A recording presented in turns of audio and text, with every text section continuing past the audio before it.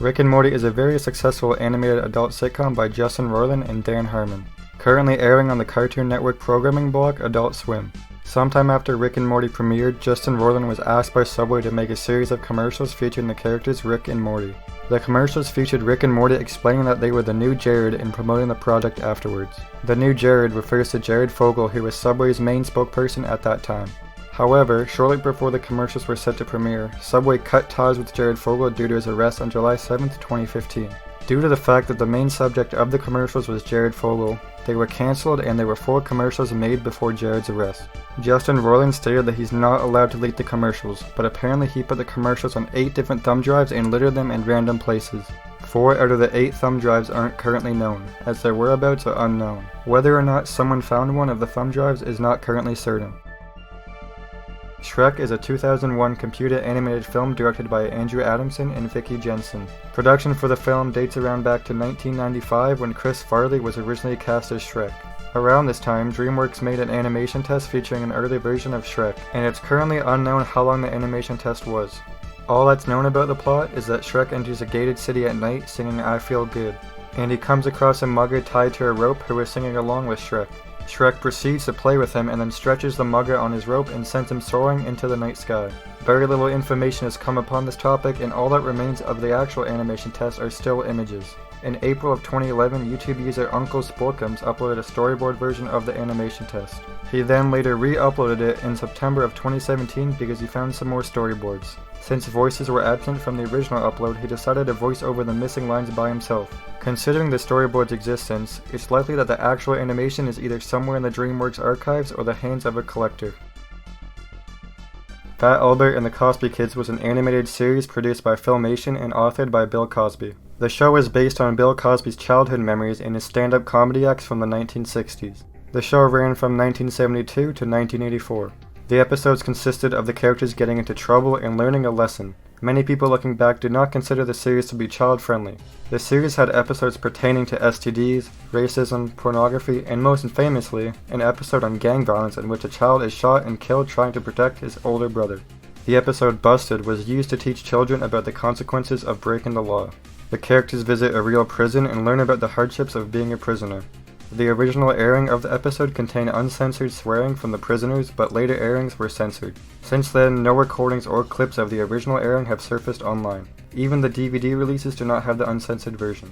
One possibility is that the original studio may have it, but it's a slim chance if the censoring was still on the original tape. However, since the episode aired in 1984, there's also a possibility that a VHS recording may exist somewhere. In 1992, Toronto-based developer Sigom pitched a CDI game featuring Mario to Philips, who were impressed and funded the game. The game was to be an educational game featuring Mario visiting various locations in the United States. In this game project, Mario arrived in New York and traveled across the country in various vehicles to reach Hollywood so he could star in a feature film. It was to use full-motion video footage, some of which was already recorded featuring shots taken from helicopters, cars, and speedboats. It used 2D sprites and animation inspired by the recent Mario television cartoons. The video footage taxed the CDI's memory greatly and performance was poor. Philips ended up being unimpressed with the progress the developers were making and cut funding for the game. Sigom then cancelled development and went bankrupt. All the game's assets were repossessed by the Canadian Imperial Bank of Commerce. The developer who revealed most information on the game has 2 VHS tapes of footage, but he won't release any footage he owns without permission from the late producer Howard Greenspan's family. Spore 2D was a flash game based off the 2008 simulation video game Spore. It was created as an attempt to promote the re-release of the game Spore Hero. In the training section of the game, players could train the creature by forcing it to deflect object shots from the totem poles. Players could also drag user-created creatures from the Sporepedia to be rendered in 2D form. The game became lost sometime in 2012. All that exists of the game is a couple of gameplay videos as well as a SWF file. However, the SWF file is missing a critical XML file, which means it's useless because it's stuck on the loading screen. Elf Bowling 2: The Great Halloween Pumpkin Heist was an unfinished sequel to the film Elf Bowling the Movie. Both films are based on the Elf Bowling online flash game series, which are notorious for the unauthorized badly rated ports on the Game Boy Advance and Nintendo DS. The first film was universally hated by both the critics and the public for its low quality animation and its story. However, despite the extremely negative reception for the film, a sequel was planned to be released in the fall of 2007 that was Halloween themed. Around the summer of 2007, a sales trailer to sell to distributors for the first film was uploaded to YouTube by Game of the Blog. It included the trailer for the film, but near the end of it, a sequel was announced. Nothing else from the trailer was actually revealed except for a prototype logo that was probably not used in the actual film. No plot was revealed, but as Elf Bowl in the movie was about Santa and his brother being pirates that steal toys before Santa would move on to become the man that children love, one could guess that Elf Bowling 2 would possibly be about Santa trying to steal pumpkins. It's possible that the film was cancelled due to extremely negative reviews the first film and the video game got. In fact, it seems that many people are relieved that the film never came out, as a lot of YouTube comments on the matter say that they don't mind the film's cancellation. Either way, Elf Bowling 2 has not surfaced since its announcements and possibly never will due to the poor reception of the original movie. The Mask was a box office hit in 1994 and made a genuine start out of Jim Carrey. Getting an animated series and influencing further adaptations, there were of course talks about a sequel, The Mask 2. It would have once again featured Jim Carrey, Amy Yazbek, and be directed by Chuck Russell. The sequel would have come out just a couple years later. However, Jim Carrey made it known that he highly disliked playing the same character twice, as it wasn't challenging enough, and actually turned down a salary of $10 million for the role in this hypothetical The Mask 2. A sequel eventually came out in 2005 as Son of the Mask, which didn't involve Jim Carrey at all and was critically disliked. There was still some possible evidence that footage of the original sequel project had been shot, or at least some media created. Late video game magazine Nintendo Power ran a contest in 1995 where the winner would visit the set of The Mask 2 and even be an extra. It is unlikely that such a contest would be published without at least some significant production being already achieved. The winner, Nathan Runk, was contacted by Nintendo Power after Carrey declined the role. Nathan Runk was given the option to either receive a cash payout of $5,000 or wait for the movie to be made in the future. He ended up choosing the money. In addition, Runk was given a multitude of THQ games, a unique Mask 2 crew jacket, and a phone call from Leslie Swan, who was a Nintendo localization manager and editor who actually voiced Princess Peach in Super Mario 64. Donkey Kong Racing was a sequel of the classic Nintendo 64 racing game Diddy Kong Racing.